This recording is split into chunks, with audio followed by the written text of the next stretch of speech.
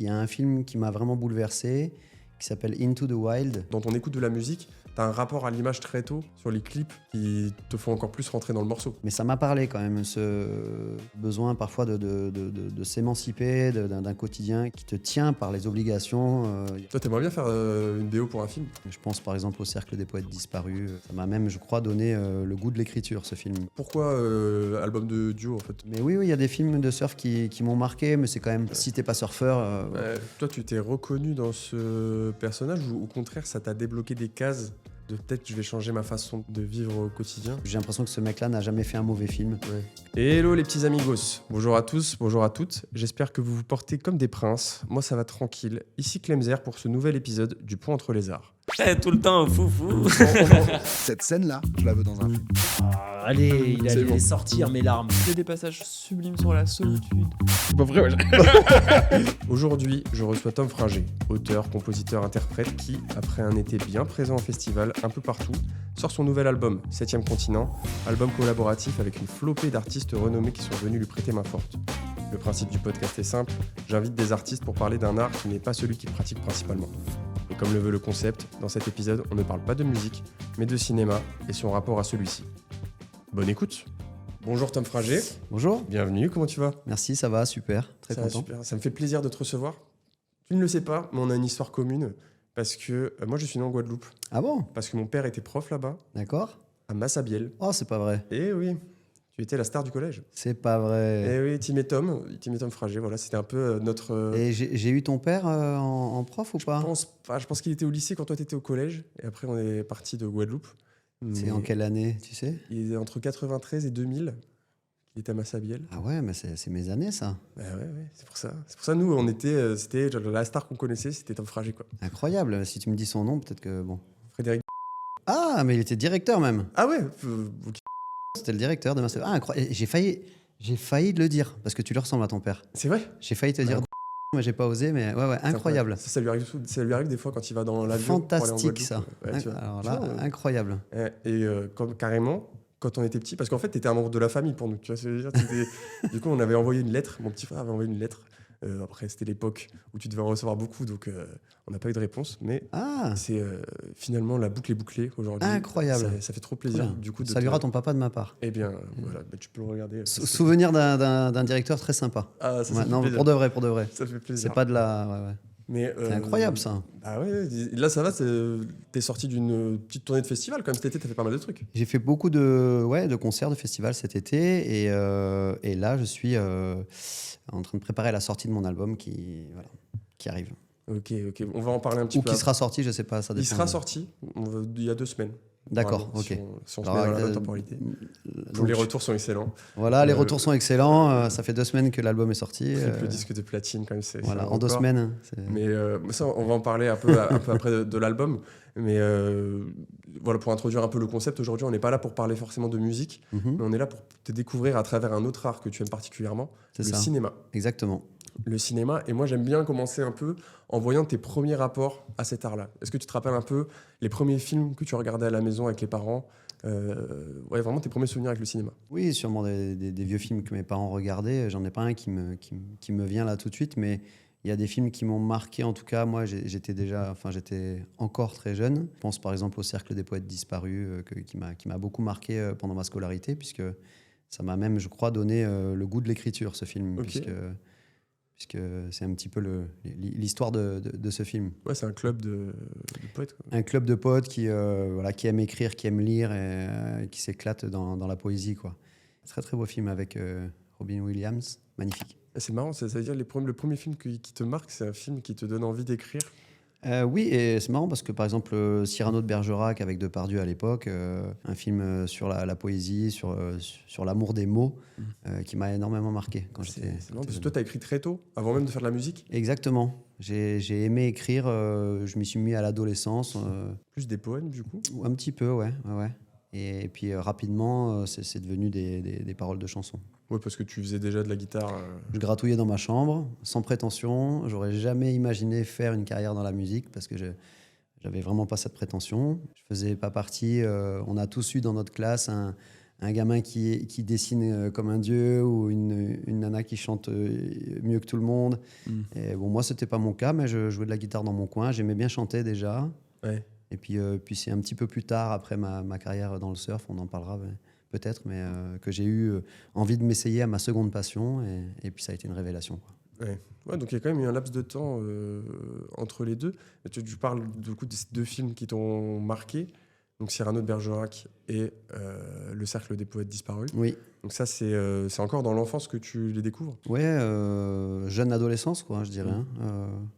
Parce que tes parents, ils te montraient quand même beaucoup de films ou c'était pas Oui, forcément... mais oui, mes parents ils regardaient pas mal de films. On avait même une petite pièce dédiée avec une télé, un magnéto. Donc oui, on a toujours regardé des films. J'ai pas un film avec eux là qui me vient en tête, mais Ouais, vous n'avez pas des acteurs préférés chez les anciens, ma maman, oui, sûrement, elle devait être assez fan de. Qu'est-ce qu'on a comme acteur ancien un peu classe? Un peu classe, Yves Montand. Yves Montand, ouais, c'est sûr. Mais peut-être aussi que quand j'étais tout petit, je m'intéressais plus aux dessins animés. Après, ça compte pour moi dans le cinéma. C'est vrai. Ah ouais, tu peux- Alors là, on peut y aller. Goldorak, Ouais. Albator.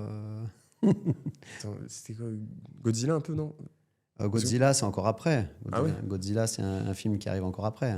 Ok. Je suis beaucoup plus vieux que toi. Ok, c'est vrai. Moi, c'est mon souvenir parce que j'avais la cassette en Guadeloupe. C'est pour ça que je pense à Godzilla. Mais ok. Toi, en fait, t'as vécu quand même... T'es né à Dakar. Je suis né à Dakar, ouais. T'as quand même vécu globalement loin de la métropole. Oui.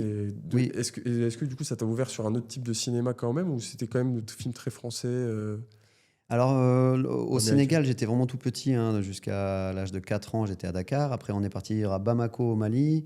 Là, j'ai surtout des souvenirs musicaux, mais cela dit, c'est assez cinématographique la référence que j'ai en tête parce que je pense au clip Thriller de Michael Jackson qui est quand même presque un morceau de film, puisque c'est un très long clip avec une mise en scène extraordinaire. Donc, c'est les souvenirs que j'ai, mais j'étais encore petit, 5, 6, 7 ans, 8 ans. Puis ensuite, j'ai fait un bref passage en métropole, dans le sud-est. Et puis ensuite, je suis arrivé en Guadeloupe pour ma rentrée en 6e. Mais quand même, parce que c'est marrant. Donc toi, même quand dans ton écoute de la musique, tu as un rapport à l'image très tôt sur les clips qui te font encore plus rentrer dans le morceau. Oui, parce que je regardais beaucoup, notamment Michael Jackson. J'étais très fan quand j'étais gamin. Et c'est quelqu'un, je pense, qui avait un sens vraiment de la cinématographie dans ses clips.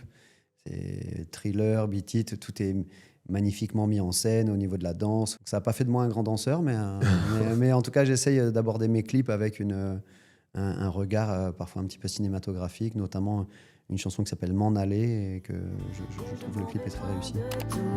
Et je m'en fous, je préfère m'en aller, loin de la foule, je préfère m'éloigner.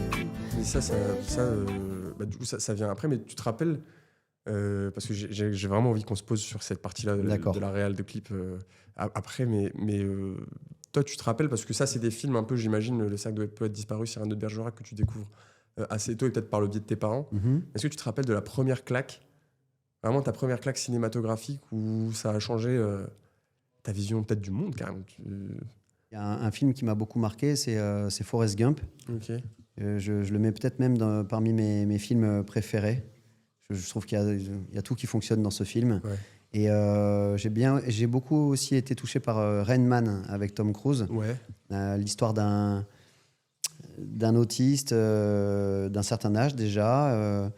Je sais pas si tu vois ce film en fait. Et Forrest Gump, j'ai vu, mais Rain Man, j'ai pas vu. Rain Man, c'est magnifique parce que c'est l'histoire d'un autiste Asperger, c'est-à-dire qui a des facultés mentales hors du commun et qui se fait un petit peu utiliser par Tom Cruise pour essayer d'avoir parce qu'il a une mémoire extraordinaire et pour essayer d'avoir les résultats je sais plus si c'est du loto ou d'un jeu comme ça qu'il faut mémoriser. Et puis au fil du film, ils se prennent d'amitié et puis il se rend compte qu'en fait, il a plus du tout envie de l'utiliser pour ses capacités. Ouais. C'est un film qui est très très touchant. Voilà. Donc je dirais oui, Forrest Gump, Rain Man. Ok, parce que c'est des films qui t'ont touché. Enfin, c'est le scénario Et l'écriture des personnages. Exactement. J'avoue, ouais. Je trouve que les personnages sont super bien campés et probablement aussi que dans le cas de Forrest Gump, la bande son aussi étant assez mélomane, la bande son souvent aussi fait que j'aime un film. Ah ouais, donc même dans l'autre sens où je te parlais de ton rapport à l'image dans les clips, t'as aussi le rapport à la musique dans les films. Exactement. Donc, Ah ouais, il y a plein de films dont la BO m'a tellement subjugué que ça m'a emporté dans le film, quoi. ouais. Toi, t'aimerais bien faire une BO pour un film? Et j'aimerais trop. Ouais. Franchement, ça me plairait vraiment. J'ai fait un petit peu ça d'une certaine manière, mais dans des films de surf, Ouais. où j'avais fait des morceaux qui collaient bien à l'ambiance. Mais accompagner un film, faire une BO, j'adorerais. Ouais. Parce que c'est pas la même démarche. Pour le coup, c'est vraiment l'idée, c'est vraiment de servir l'atmosphère d'un film. Parce que toi, t'as jamais fait. Enfin, même quand t'as fait pour les films de surf, tu fais ta musique et après, Oui. on te demande les droits. Oui, c'était plutôt comme ça. Ouais. Ouais. Toi, Ouais, ouais. on t'a jamais fait une commande, Non, entre guillemets, de film. non, mais j'adorerais accompagner des scènes de vie en musique pour les porter, pour les intensifier, quoi. Ah, ouais, ça c'est vrai que tu peux faire un petit appel, un appel à la proposition. Si quelqu'un cherche. Voilà, Tom est ouvert au projet. en Ouais, tout cas. exactement. Ah, c'est trop bien. Ça m'intéressait aussi de savoir, parce que toi, t'as quand même. C'est quoi, quand ta carrière musicale, elle décolle vraiment, t'as 20, 25? Non, en fait, je me suis mis assez tard parce que comme j'ai bouclé j'ai continué à surfer après, mais j'ai fait moins de compétitions. Je dois avoir 23 ans, 24 ans quand je décide de ne faire que de la musique. Avec mon premier projet, qui était un projet de groupe, on était 4. On a tourné comme ça pendant 6-7 ans. Et quand Lady Melody explose, j'ai 31 ans. Ah oui. Voilà, 2009. Ok, j'avais mal fait mes calculs. Donc 31 ans, ouais, donc j'étais déjà un peu rodé, on va dire. J'étais pas tout jeune. Et c'était très bien comme ça, je pense. Ouais. Ouais. T'as eu le temps de vivre avant, de Faire plein de choses, puis d'aborder ce coup de projecteur le plus simplement possible, en gardant bien les pieds sur terre, je pense. Ouais. Mais ça me fait penser parce que toi, tu disais dans une interview récemment qu'il y a quand même beaucoup de choses dans ta vie. Entre la musique, les enfants, le surf. Oui. Mais est-ce que l'évolution dans ces projets-là, ça a altéré ta consommation de films un peu? Est-ce que tu as encore le temps de regarder des films? Est-ce que tu prends encore des claques? Ah, c'est sûr que j'avais plus de temps pour regarder des films avant d'avoir des enfants qui sont encore assez jeunes, hein. Un de 12 et un qui a 1 an et demi à peine. Donc ça prend beaucoup de temps et c'est vrai que les soirées libres, elles sont comptées, mais C'est pas les mêmes films. c'est pas les mêmes films. Ouais, c'est pour ça que le format série, finalement, il est assez intéressant dans mon cas. Là, t'es plus sur des séries en ce moment? J'ai mis du temps à me mettre aux séries parce que j'avais l'impression que c'était moins du cinéma. Et puis en fait, je me suis rendu compte que c'était tellement incroyable ce qu'ils étaient capables de faire que après, du coup, j'ai regardé aussi beaucoup de séries, mais j'aime bien regarder encore et toujours des films. Ouais. C'est quoi un peu tes claques en série? Parce que je sais pas, c'est du cinéma. Ah, en série, j'en ai eu beaucoup. Breaking Bad, j'ai pris une grosse claque. Game of Thrones aussi, j'ai tout regardé, j'ai trouvé ça incroyable. Ah, tu peux te lancer quand même dans des aventures Ouais. longues, quoi. Je me suis lancé dedans à un moment donné où mon premier était suffisamment grand pour que je trouve plus de temps à moi. Ah oui, je pensais pour regarder avec lui Game of Thrones. Ah lui, non, pas trop. Non, lui, il est encore à Naruto, lui. Ok. Mais ouais, il y en a eu plein d'autres. La Servante écarlate, là, extraordinaire. Ça, on en parle tout le temps. Ah ouais, c'est vraiment costaud, ouais. Ouais. C'est éprouvant, mais tu peux plus décrocher, quoi. Et je sais pas pourquoi je pense à ça, mais t'es team VO ou VF? Bonne question, parce qu'en fait, je parle anglais assez bien. Mais quand je regarde un film, souvent, j'ai vraiment besoin d'avoir le moins d'efforts possible à faire. Alors du coup, ça m'arrive de regarder en version française quand les voix sont bien faites. Ouais. Si les voix sont pas bien faites, je vais regarder en VO. Ouais, tu peux switcher. Et je peux switcher de l'un à l'autre. Et si j'ai pas envie de faire d'efforts, je regarde en VF. Ok. J'avoue. Oh, mais c'est honnête, c'est honnête. Il faut. Mais je regarde pas mal de cinéma français aussi, donc ça va, c'est facile. En vrai, moi, j'aimerais bien. On va parler après de toi, comment le cinéma ça impacte ton travail. Mais avant de passer à ça, j'aimerais juste. Ta plus grosse claque. Alors, est-ce qu'il y a un film qui t'a plus marqué que les autres par rapport à ceux que tu décrivais un peu tout à l'heure? Franchement, c'est comme quand on me demande quelle est ma chanson préférée. C'est toujours très difficile parce que je les aime pour des raisons différentes. Mais il y a un film qui m'a vraiment bouleversé, qui s'appelle Into the Wild, qui est écrit et réalisé par Sean Penn. et qui m'a bouleversé pour différentes raisons. La photographie, le niveau de la photographie dans ce film est incroyable, je trouve. Ouais. Et le sens profond du film aussi m'a bouleversé. C'est l'histoire en fait d'un jeune homme qui se reconnaît plus dans son quotidien, qui n'a pas envie de devenir ce qu'il voit de ses parents qui sont enfermés dans leur quotidien, un boulot qu'ils n'aiment pas trop. Très riche, très Ils matérialiste. sont pas heureux, quoi. Ouais. Ils sont pas heureux.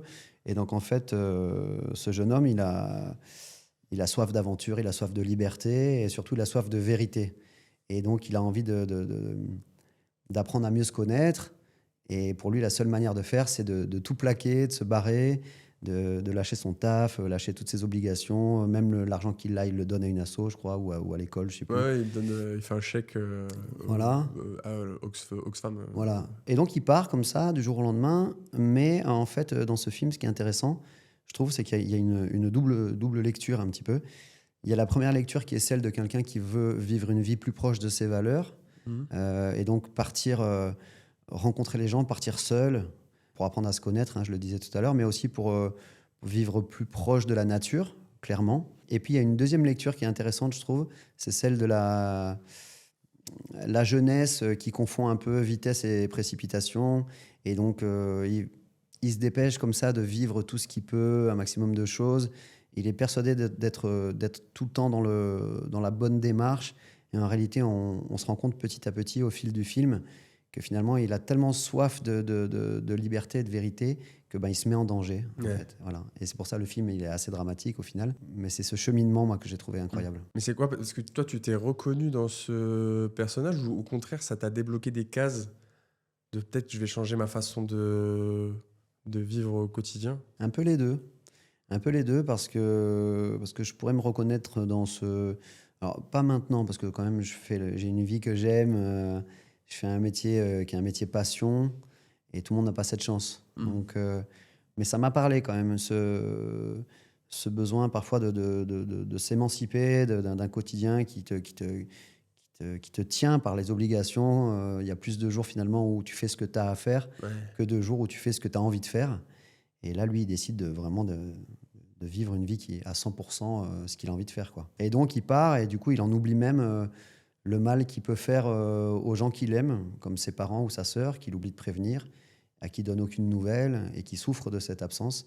Et donc, c'est aussi un film qui nous ramène au fait que, aussi, solitaire qu'on puisse penser être, le vrai bonheur, on ne l'atteint que lorsqu'on est avec les autres. C'est quand on partage des choses avec les autres qu'on atteint le vrai bonheur. En tout cas, c'est une des morales un petit peu de ce film. Ouais, parce que toi aussi, dans ton travail au quotidien, tu es toujours un peu en groupe, finalement. Oui. Là, je voyais, là, pour ta tournée de festival, tu es toujours sur scène, tu partages toujours la scène, quoi. C'est ça. Pour moi, c'est une question qu'on me pose souvent, puisque j'ai une première vie de surfeur en équipe de France. On me demande souvent quel est le point commun entre, finalement, le surf, que j'ai pratiqué à haut niveau, et la musique. Et en fait, c'est cette complémentarité.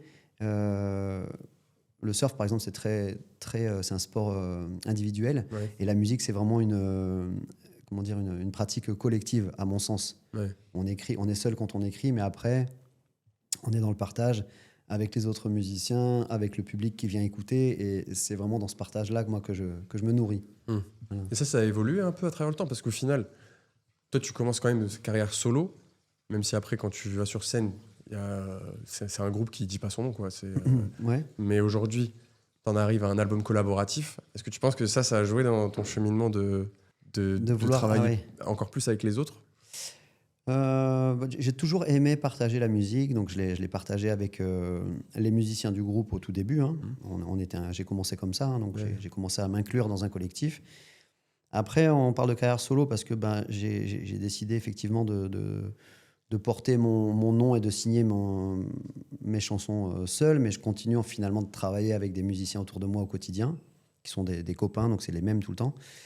Et puis c'est vrai que là, j'avais vraiment envie de ce partage-là pour m'ouvrir aussi, peut-être plonger dans des registres musicaux différents, puisque là, je suis sur un album collaboratif. Ouais. C'est 14 duos avec des artistes qui viennent vraiment d'horizons très, très variés. On a Zao qui fait de la musique assez urbaine, on a Ben Mazué qui fait de la chanson française très, très, très écrite. Il y a Danakil ou Tiken Jah qui sont des artistes de reggae, vraiment un reggae un peu à l'africaine, donc où la musique prend beaucoup de place. Donc, ce qui m'intéressait, c'était que c'était des exercices très différents et ça me permettait de plonger de vivre à chaque fois une aventure très différente, quoi. Ouais. Voilà. Moi, ça me passionne ce process. Du coup, je vais m'égarer un peu du cinéma, mais parce que toi, c'est la première fois que tu travailles sur uniquement du duo. Et cette envie, en fait, j'aimerais bien savoir dans quel ordre c'est arrivé. Est-ce que tu t'es dit, parce qu'on le rappelle, hein, l'album 7e continent, c'est la moitié des bénéfices qui est reversé à une association de protection pour les océans. Voilà, c'est une partie. Oui, j'ai dit la moitié. Mais c'est une partie des bénéfices qui sera reversée à l'association Le Mouvement Bleu pour ensuite récolter des fonds en fait, avec cette association à partir de mes activités artistiques. Donc là, c'est l'album. J'organise également un festival de musique où on récolte des fonds. Et après, on va mener des actions de sensibilisation à la protection des océans ou concrètes sur le terrain, de ramasser des déchets. Voilà. Okay. Plein de projets avec cet asso. C'est magnifique. Mais dans ce but-là, donc c'est parce que tu avais cette envie-là et de le partager avec d'autres artistes. Pourquoi album de duo en fait Comment tout ça est venu? Ouais, c'est ça. En fait, je me suis dit que pour porter ce message, en fait, il y a les deux. Il y a l'envie, moi, de partager des chansons, de faire des duos, de m'ouvrir à des collaborations artistiquement. Et il y a le fait aussi que le projet en lui-même, il est plus fort à plusieurs. Je voulais montrer que finalement, la protection des océans, c'est pas quelque chose qui concerne uniquement les surfeurs comme moi qui vivent au bord de l'océan. Et donc, j'étais très heureux que Zao, par exemple, qui évoque plutôt un milieu urbain de par sa musique, de par son style. Même les collabs qu'elle a pu faire. Exactement. Et qu'elle fasse partie de ce projet pour montrer que vraiment, ça concerne tout le monde en réalité. Ouais. Les océans, comme la forêt amazonienne, sont les poumons de la planète. Et donc, vraiment, tout le monde est concerné, même si on n'est pas quelqu'un qui vit au bord de l'eau. Et quand tu travailles, par exemple, avec ces artistes, est-ce que c'est plutôt toi qui essayes de les faire rentrer dans ton univers ou inversement, tu essayes de rentrer dans le leur? Alors, ça m'intéresse. Généralement, non, même à chaque fois, en réalité, c'est toujours moi qui ai composé et écrit une chanson qui colle à l'univers de l'artiste que j'ai voulu inviter sur le projet. Okay. Tu le mets dans des chaussons C'est pour ça. Je vais plutôt dans ce qu'il aime faire, lui. Et justement, c'est là où c'était très enrichissant pour moi, parce que du coup, il a fallu utiliser les codes à chaque fois de l'artiste. Ouais. Et ça, c'est génial, parce que moi qui aime des choses très différentes en musique, j'ai pu m'éclater à faire à la fois du reggae, de la chanson française... et plein de registres, d'aller dans plein de registres différents. Ouais, donc là, tu t'es amélioré en musique, en fait. Avec Hugo Frey, j'ai fait une chanson très Bob Dylan. J'ai dit avec Danakil, c'était vraiment du reggae. Guillaume Grand, c'est forcément de la chanson française, un petit peu sombre. Et c'est cool, ça me fait sortir de ce que j'ai pu faire. Ouais. Et c'est vrai que les thèmes sur l'album, c'est beaucoup sur l'écologie, globalement. Alors, il y a des chansons évidemment qui parlent d'écologie, mais je voulais pas que ce soit un album qui passe durant lequel on ne parle que de ça. Sinon, ça aurait été un petit peu rébarbatif. Et du coup, j'ai souhaité vraiment explorer des sujets très variés. Par exemple, avec Zao, c'est une rupture amoureuse sous forme de bataille navale. La chanson s'appelle Toucher couler. Voilà, toucher couler. Parce que tu es touché et que ensuite tu coules après une rupture parfois. Donc voilà, avec Peps, c'est une chanson qui parle des jeunes Africains qui quittent l'Afrique sur des bateaux de fortune pour traverser l'océan. Et donc en fait... Chacun sur son bateau. Voilà, chacun sur son bateau, du coup, avec Ben Mazué, ça c'est pour dire qu'il faut essayer de vivre une vie autrement que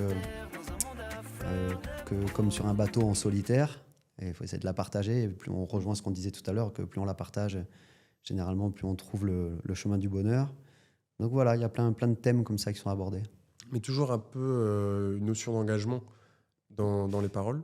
toujours en lien en tout cas avec Ouais. l'océan. Ouais. Il y a un lien à l'océan dans Ouais, toutes ouais. les chansons. C'était ça le fil conducteur, c'est l'océan qu'on retrouve d'une manière ou d'une autre dans chaque chanson. Ouais, mais toi, tu as toujours eu un peu ce côté de vouloir défendre un peu même sur la Guadeloupe. Tu avais un album sur la Guadeloupe avec le titre Guada. Guadinina, Guadinina, pardon. il y a des chansons, parce que la culture guadeloupéenne, le créole, j'aime beaucoup, je trouve que c'est très chantant.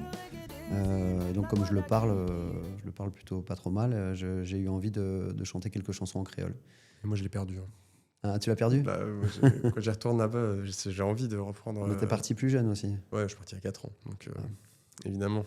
Et à la maternelle, j'étais le seul qui avait l'accent en France, Ah en oui. métropole.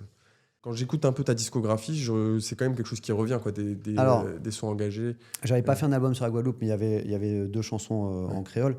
Mais par contre, oui, mon engagement par rapport aux océans, il date pas d'aujourd'hui. Dans mon tout premier album qui est sorti en 2005, il y a une chanson qui s'appelle Prestige et qui fait allusion à un bateau qui a causé une marée noire très importante en 2002, qui a envoyé du mazout de la pointe de la Bretagne jusqu'à la Galice en Espagne. Et donc moi, je voyais arriver des plaques de mazout sur la plage dans les Landes. Et comme j'étais en train d'écrire mon premier album, je me suis dit que je devais parler de ça. Ouais. Et à partir de là, c'est vrai que c'est devenu mon cheval de bataille. Et ça revient dans tous mes albums, mais là en particulier. Ouais. Parce que toi, quand tu fais de la musique, en fait, parce que pour revenir un peu au cinéma, Mhm. il y a des réalisateurs, ils sont connus pour avoir toujours des thèmes qui reviennent. Ou, par exemple, Spike Lee, dans tous ses films, ça va dénoncer les injustices sociales. Ken Loach aussi, tu vois, par exemple. Est-ce que pour toi, quand tu fais de la musique, c'est indissociable le propos, sans parler de musique légère, mais est-ce que pour toi, c'est important de toujours avoir un propos avec un but, toi, quand tu fais de la musique? Oui, je comprends. En fait, je crois que j'ai besoin des deux. J'ai besoin de faire des chansons qui racontent des choses importantes. Dans tous mes albums, il y a des chansons qui abordent des thèmes importants, qui me sont chers, notamment, essentiellement celui de l'écologie. Mais après, je pense que c'est important aussi de ne pas faire que ça. Je trouve que c'est cool de pouvoir écouter une chanson comme la chanson qui m'a fait connaître, Lady Melody, qui est une petite ballade, une petite berceuse, qui est juste là pour... qui s'écoute, quoi. Ouais. Qui s'écoute tranquillement, voilà. Non, je fais pas non plus partie de ces artistes qui sont complètement... Bob Marley, par exemple, qui est un bon exemple, je pense, qui a beaucoup fait pour l'indépendance de la Jamaïque à l'époque, où c'était la guerre civile. De tout temps, les artistes se sont engagés. Enfin, il y a eu des artistes engagés. Mais il était capable de te faire aussi des ballades comme No Man No Cry. Voilà, même s'il avait des chansons qui étaient vraiment axées sur son combat. Et bon, c'est un peu pareil. Ça, niveau musique, Bob Marley, grosse inspi. Bob Marley, grosse inspi. Même Je sais si que Michael Jackson, tu le cites souvent. je me revendique pas comme un artiste purement reggae, mais le reggae est très présent quand même dans ma musique. Moi, j'aime la pop, le rock qui tape un peu, j'aime beaucoup aussi. La musique folk, Bob Dylan, entre autres. Ok. Voilà. D'ailleurs, il y a un très beau film sur Bob Dylan qui est sorti il n'y a pas très longtemps, là. Avec Le Père Parfait Inconnu. Timothée Chalamet, voilà, Ouais. que j'ai trouvé très beau. Ouais, c'est le dernier film qui t'a un peu. C'est un des t'as derniers vraiment films que j'ai vu et que j'ai trouvé très réussi. Ouais. Ah, peut-être qu'on a recollé au cinéma là. Ouais. La classe. Tu m'as mis une belle boucle là. C'est pas mal. Mais je reviens sur le rapport parce que on peut voir quand même une évolution dans la manière dont tu construis et tu réalises tes clips à travers ta carrière. Là, j'ai l'impression que le clip avec Zao, c'est le clip le plus produit Exactement. que tu as fait. Comment ça a évolué le cheminement dans ta tête? Est-ce que aussi le fait peut-être de faire le son avec Zao, tu as travaillé différemment le process de réalisation du clip? Ça, c'est vraiment le rapport à l'image, comment il a évolué pour toi? Là où quand tu as commencé, c'était plus simple, forcément, peut-être avec moins de moyens également. Mais... Exactement, oui, c'est quand même lié aussi aux moyens qu'on a au moment où on décide de faire ce clip.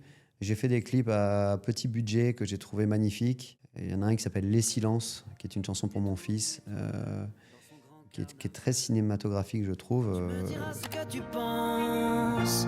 À la surface et dessous, il n'y a que les silences que je redoute entre nous. Donne-moi la chance. Qui n'était pas un clip à gros budget, mais il y a toujours cette notion d'intention, je trouve, dans l'art en général, que ce soit dans le cinéma, dans la musique, voilà.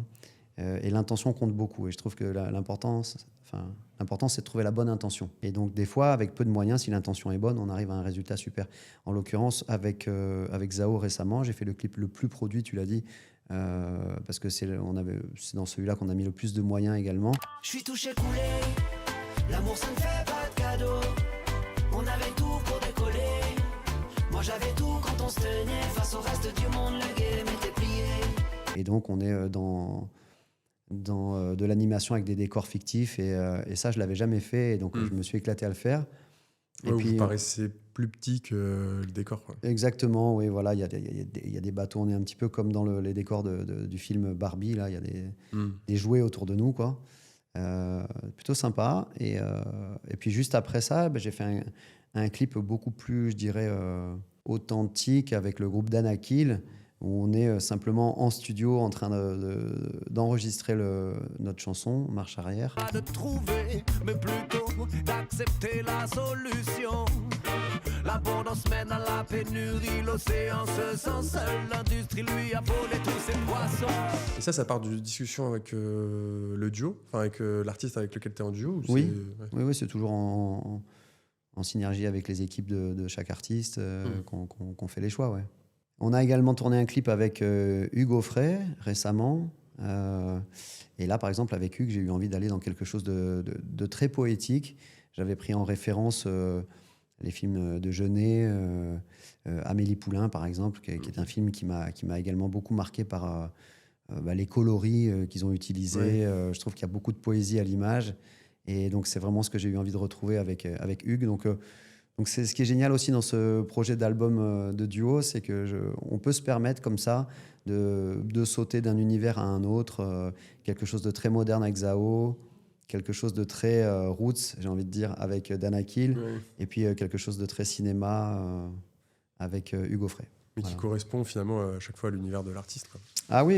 Et puis moi, je me retrouve en fait dans tous ces styles, parce que j'aime des choses tellement différentes finalement. C'est comme sinon, j'ai toujours été étonné qu'on puisse dire non, moi je n'aime que ça, par exemple. Moi, c'est le reggae. Donc, moi, j'adore le reggae, mais si j'écoute que du reggae, au bout d'un moment, je peux m'ennuyer un peu et j'ai envie de quelque chose d'un peu plus rock. Et c'est pareil avec le cinéma. Okay. Et avec, t'aimes bien varier quand même Ah, j'adore. Ouais, T'as j'adore. pas un style de film là où tu te dis. Non, par exemple, j'ai adoré The Artist, qui était complètement bluffant. C'est un ovni en plus à l'époque. C'est un ovni et puis ça a rien à voir avec. J'ai pu aimer des films complètement mainstream, des films d'action, voilà. Ou Into the Wild qui est beaucoup plus en douceur. Et dans les films comme ça qui te marquent, est-ce que tu les vois une fois et après ça t'a marqué ou est-ce que c'est des films que tu peux re-regarder? Non, il y a certains films que j'ai revus plusieurs fois, oui. Généralement, c'est un petit peu par hasard. Parce que, je regarde très peu la télé, mais si la télé est allumée et qu'il y a un film, Titanic par exemple, qui est un film qui est repassé je ne sais pas combien de fois à l'écran, que j'avais adoré quand j'étais gamin, je suis retombé dessus il n'y a pas longtemps et franchement, je l'ai trouvé tout aussi fort, quoi. Ouais. Je trouve que ça révèle Leonardo DiCaprio, qui d'ailleurs est sûrement mon acteur américain préféré. J'ai l'impression que ce mec-là n'a jamais fait un mauvais film, que ce soit Inception, dans quelque chose de très Matrix, voilà, ou sur des films très différents, Le Survivant par exemple, là où il est tout seul dans la forêt pendant tout le film. Il faut le porter, ce rôle, quoi. Et, il sait tout faire. Ouais. T'as vu son dernier film là, D'une bataille à l'autre? Pas encore, mais je compte bien aller le voir. Trop bien. Et puis j'aime bien les biopics aussi. Il y a quelques biopics qui m'ont vraiment marqué ces derniers temps. T'en parlais, là, Bob Dylan. J'ai parlé de celui de Bob Dylan, Un parfait inconnu, mais il y a aussi Bohemian Rhapsody, le biopic sur Queen. Biopic d'artistes musicaux. J'ai trouvé le niveau de jeu de l'acteur absolument époustouflant. Et puis il y en a un aussi, Rocketman, sur Elton John, que j'ai trouvé très très bon. Et un qui est passé un peu inaperçu, mais que j'ai trouvé très bon, c'est Elvis aussi. Mais toi, il y a quand même... toi, tu disais que ta musique a été utilisée dans la BO de films de surf et tout. Il y a des films de surf qui t'ont marqué aussi? Ou c'est comme t'en fais, c'est que ça t'intéresse pas de le voir à l'écran? À un moment donné, d'ailleurs, moi, je surfais dans les films et puis je donnais ma musique aux gars qui produisaient les clips, parce que comme ça, c'était gratuit pour eux. Et moi, ça me faisait connaître aussi, c'était cool.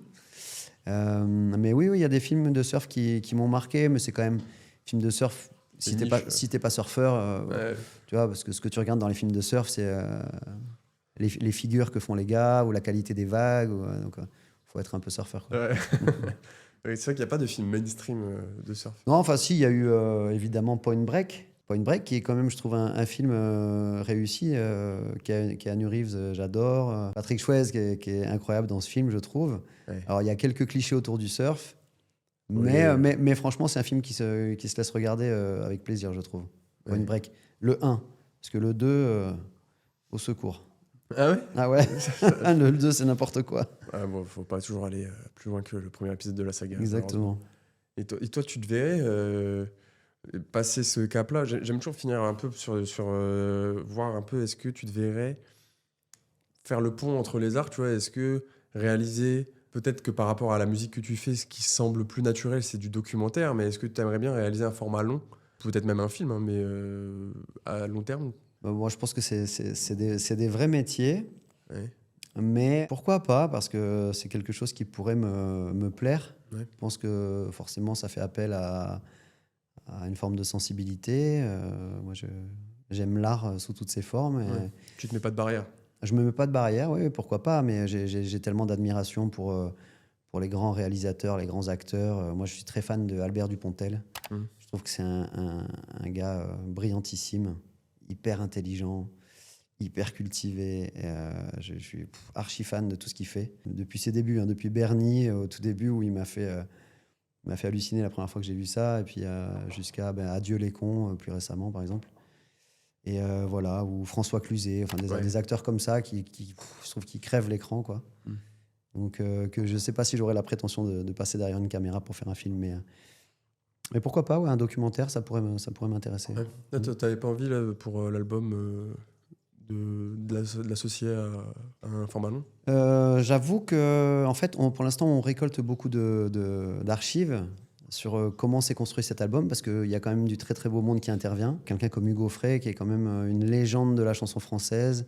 Il a 96 ans, c'est un monsieur que moi je trouve délicieux, vraiment, sous tous les angles. C'est-à-dire que c'est un artiste que je trouve génial, c'est un monsieur qui a plein d'histoires à raconter. Et donc on a comme ça archivé plein de choses avec Hugo Frey, avec Dan Akil, et peut-être réunir tout ça pour faire un petit documentaire. C'est vrai que ça pourrait être sympa. Ce serait ton premier pas dans le cinéma. Ça pourrait être cool. Après, si on compte pas l'équipe. Oui, alors c'est vrai.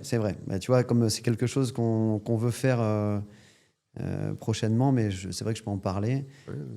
Sur le titre avec Peps, je te disais tout à l'heure, ça parle ces jeunes Africains malheureux qui veulent prendre la mer dans l'espoir d'une vie meilleure de l'autre côté. Ouais. Dans cet album, justement, comme l'océan, je me suis posé la question, qu'est-ce que ça m'évoque? Et en réalité, l'océan, c'est pas juste la mer bleue, les vacances. Pour beaucoup de gens, c'est juste les vacances. Mais c'est aussi un cimetière pour certaines personnes. Voilà. Ouais. Et donc, ce sujet très, très grave des migrants, qui me touche beaucoup, sur ce titre avec Peps qui s'appelle Loin des Lumières. J'ai envie d'aller en Afrique, au Sénégal, pour tourner un clip un petit peu sous forme de court-métrage en choisissant un personnage central qui ne serait pas moi, même si je chante à la première personne dans la chanson, et essayer de montrer ce que peuvent vivre certains jeunes Africains qui décident comme ça du jour au lendemain de monter qui franchissent le pas du jour au lendemain, de monter sur un bateau et de prendre la mer, parce que justement c'est pas quelque chose qui a été c'est quelque chose qui est longuement mûri généralement. Ouais, donc un vrai travail de réal. Un vrai travail de réal, avec certainement une petite partie un petit peu film, un peu cinéma, jusqu'à ce que la chanson commence, quoi. Okay. Donc on va voir ce que ça va donner. Je vais me lancer là-dedans. Ok, on invitera tous nos auditeurs à aller voir, évidemment. Merci. Effleurer, lire entre les lignes, un geste effacé, retracer nos idées et nos... On arrive sur la fin du podcast. J'espère que tu as passé un bon moment. J'ai passé un très bon moment. Mais c'est pas tout à fait fini, parce qu'on a un petit rituel à la fin. D'accord. J'aimerais avoir un petit top 5 de reco cinéma. Ouais. Donc film-série, hein, les deux rentrent. D'accord. Pas forcément ton top 5 de films préférés, mais des recos que tu as envie que les gens voient, qui peuvent peut-être t'aider à comprendre qui est Tom Frager, peut-être à mieux comprendre les projets que tu as fait.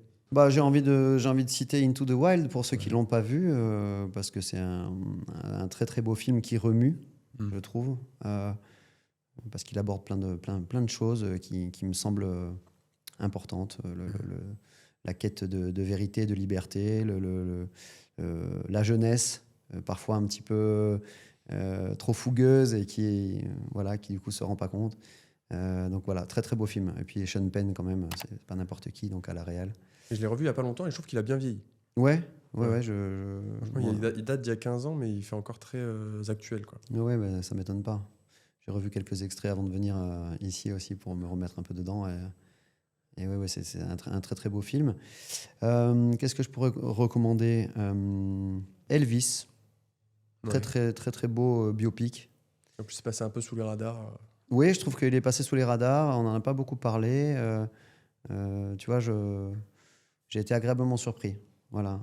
Comme j'ai pu être déçu par le film sur Bob Marley, que j'attendais impatiemment, parce que je me suis longtemps dit comment ça se fait qu'il n'y ait pas un biopic incroyable sur Bob Marley, qui est quand même un mec incontournable de par son histoire autant que de par sa musique. En plus, c'était produit par son fils, on aurait pu penser que... Oui, produit par sa femme aussi, Rita Marley. Et du coup, bon, la romance entre Bob et Rita est très présente, mais je trouve qu'il manque trop de choses dans ce film. Ouais. Notamment les gars qui ont fait Bob Marley qui étaient autour de lui, Peter Tosh et Bunny Weller, qui sont même pas cités dans le film. Ouais. Voilà. Donc bon, pour moi, c'était vraiment un raté ce film. Mais donc voilà, Elvis, super film, super perf de l'acteur principal. Je sais même plus comment il s'appelle, mais Je le remettrai. incroyable. Après, dans les séries, j'ai beaucoup aimé Peaky Blinders. Très très bon, bande son incroyable aussi, si je dis pas de bêtises. Je crois que c'est Jack White, le musicien des White Stripes. Okay. White Stripes, c'est ça? White Stripes. Super musicien, super réalisateur. Il y a une bande son complètement hallucinante, rock. Moi, c'est ma série préférée. Rock anglais. Ah ouais? Ouais. Ah ouais, non, mais c'est vraiment très très très très bon. Thomas Shelby, il crève l'écran. Franchement, en fait, c'est comme... je trouve que parfois, il y a des musiques... Je trouve que les chefs-d'œuvre, c'est des musiques, elles n'auraient pas pu être chantées par quelqu'un d'autre. C'était la meilleure prod, les meilleures paroles sur la... Oui, bah là, le choix de l'acteur, c'est vrai que c'est dans le mille. Voilà, c'est ça, ça aurait pu être personne d'autre. Il est très très bon, ouais. Très très très bon. Donc Peaky Blinders, j'ai adoré. Qu'est-ce que je pourrais encore recommander? Breaking Bad, moi, ça a été une énorme claque quand c'est sorti. Ça met un peu du temps à démarrer. Il faut être un peu patient au début. Mais je trouve que c'est une super critique du système de santé américain. Puisque finalement, c'est ça aussi qui est visé. C'est-à-dire, dans cette série, c'est un mec bien qui peut-être s'emmerde un peu au quotidien dans sa vie, un peu toute tracée. Prof de fac qui découvre qu'il a un cancer, il ne peut pas se soigner parce que le système américain, on le connaît, ça coûte très très cher de se soigner. Et donc, pour pouvoir se soigner, il est prêt à tout et du coup, il fait n'importe quoi. Et c'est très très bien joué. Ouais. Voilà. Okay. Donc là, ça doit faire 4. Ouais, ça fait 4. Un petit 5e. Qu'est-ce que Ah si, je sais. Les frères Cohen, Fargo. Fargo, ok. Fargo, top 3 de mes séries de tous les temps. C'est 4, je ne vais pas dire de bêtises, mais il y a 4 saisons, il me semble. C'est 4 saisons. 4 saisons assez courtes, dans lesquelles on retrouve des acteurs assez connus, notamment dans la dernière. Fantastique du début à la fin. Alors là, allez-y, les yeux fermés. Enfin non, les yeux grands ouverts du coup. C'est des faits criminels qui ont eu lieu aux États-Unis. C'est basé sur des histoires vraies, il me semble. Et si je dis pas de bêtises, c'est réalisé par les frères Cohen. En tout cas, l'original de Fargo, c'est sûr, c'est les frères Cohen. Il me semble que la série aussi. Et comme c'est un univers assez sombre, mais c'est hyper bien joué. Et on se dit que c'est dingue que des histoires comme celle-ci aient pu... se produire. Ouais, c'est vraiment incroyable. Allez-y, Mon père, qui regarde pas des masses de séries, je lui ai conseillé Fargo et il m'a dit, J'ai adoré. il a pris une claque. Ouais. Trop bien. Voilà. Trop bien. Magnifique top 5. Bah voilà. Merci beaucoup, Tom. On arrive à la fin de l'épisode. Merci. J'ai passé un super moment. Franchement, c'est passé super vite. C'est passé très vite. Merci de m'avoir reçu. Et avant de finir, évidemment, j'ai envie quand même de revenir un peu sur l'actualité. C'est important de le repréciser. Merci. Donc toi, tu viens de sortir l'album 7e Continent. Exactement. Album de duo avec toute une flopée d'artistes incroyables. Oui, c'est ça. Et qui est disponible sur toutes les plateformes de streaming. Il est disponible sur toutes les plateformes. En physique, il est disponible aussi. Hein. En physique, en vinyle. Je ne l'ai pas dit tout à l'heure, mais c'est quand même Paul Watson, le fondateur de Sea Shepherd, qui a introduit cet album. C'est certainement le plus grand défenseur de tous les temps des océans. Il est critiqué par ceux qui veulent. Moi, j'ai rencontré un monsieur assez formidable. Et en tout cas, il a eu la gentillesse de venir cautionner mon projet. Donc, introduction de Paul Watson. Et puis ensuite, il y en a pour tous les goûts. Il y a Hugo Frey, il y a Ben Mazué. Ouais, c'est ça, c'est important de dire aussi que c'est un album qui soutient donc la protection des océans, mais c'est pas un album pour les fans d'océan. C'est un album pour tout le monde. Non, c'est un album de chansons qui parle de plein de choses, qui parle d'amour, qui parle de voyage, qui parle de tolérance, voilà, et toujours avec un petit lien derrière en filigrane à l'océan, voilà. Et de près, de toute façon, pour tout ce qui est éventuelle date de promotion de tournée ou de concert, n'hésitez pas à suivre Tom sur les réseaux sociaux. Exactement. Regarde, tu peux lever ton doigt, regard face cam, je vais mettre ton Instagram juste au-dessus de ton doigt. Ici, voilà, vous suivez Tom. le Insta. Il est très, tu es très exhaustif sur ce que tu postes. N'hésite pas à poster ton actualité. Oui, je pense que les réseaux sociaux, ils sont là aussi pour que les gens apprennent à mieux connaître les artistes directement. Donc moi, je m'en sers comme ça, très, très simplement. Voilà, donc n'hésitez pas à suivre Tom. Quant à nous, les petits ponts entre les artistes, j'espère que vous avez passé un bon moment. Moi, j'ai adoré cet épisode. On se retrouve très vite pour un prochain épisode. Prenez soin de vous, en fait, tout simplement. Je vous fais des gros bisous. Et moi, j'ai un petit rituel à la fin. Je vais te dire 1, 2, 3, regard face cam et tu dis bisous. D'accord. Voilà, tu le dis comme tu veux. Ok, C'est toi qui vois. Et après, on finit là-dessus. ça marche. Allez, 1, 2, 3, bisous. Bisous. Super.